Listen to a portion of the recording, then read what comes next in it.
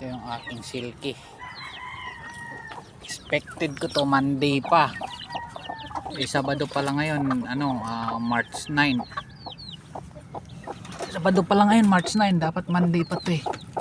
Lumabas na yung sisiw niya oh.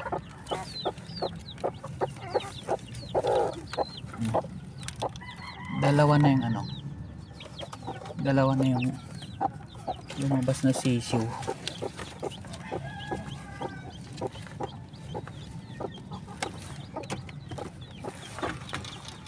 So sana bukas lumabas na yung mga ibang sisiw. Isa pa lang yung lumalabas eh. Silky yan.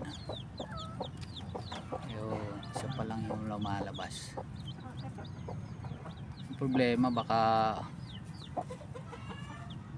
mauna itong mga lumabas, umalis na agad yung nanay niya. Dito kasi meron din dito nangingitlog eh. Yan